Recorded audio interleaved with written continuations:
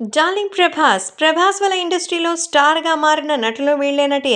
మరి తెలుగు సినిమా ఇండస్ట్రీలో young rebel స్టార్‌గా తనకంటూ ప్రత్యేక ఇమేజ్‌ని మెయింటైన్ చేసినటువంటి వాళ్ళల్లో మన డార్లింగ్ ప్రభాస్ ప్రత్యేకంగా ఉంటారు.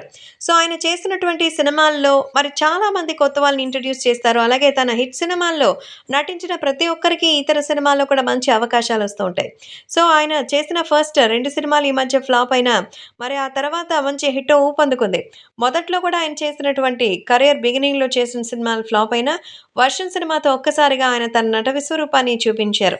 'వర్షం' సినిమా నుంచి ఇప్పటి వరకు ఆయన చేస్తున్న ప్రతి పాత్ర కూడా ప్రేక్షకుల మనసులో అలాగే గుర్తుండిపోయింది. ఆయన స్టార్డమ్‌నైతే మరి కంటిన్యూ చేస్తూ వస్తున్నారు. ప్రశాంత్ నీల్ దర్శకత్వంలో 'సలార్' సినిమాతో ఒక భారీ సక్సెస్‌ని అందుకున్న ప్రభాస్, ఆ సినిమా ప్రపంచవ్యాప్తంగా 700,00,00,000కు పైగా కలెక్షన్స్‌ని రాబట్టి మరోసారి ప్రభాస్ స్టామినా ఏమిటో మరి ఖచ్చితంగా ప్రపంచానికి తెలిసేలా చేసింది. ఇదిలా ఉంటే ప్రభాస్ హీరోగా వచ్చిన తర్వాత ఆయన వెనకాల ఇండస్ట్రీకొచ్చి నటులుగా సెట్ అయిన వాళ్ళు చాలా మందున్నారు. ఇక అందులో ప్రభాస్ సీను ఒకరు.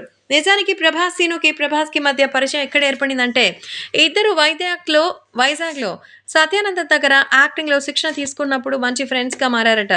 ప్రభాస్ హీరో అయిన తర్వాత ప్రభాస్ డేట్స్ చూస్తూ సీను ఆయన దగ్గరే ఉండేవారు.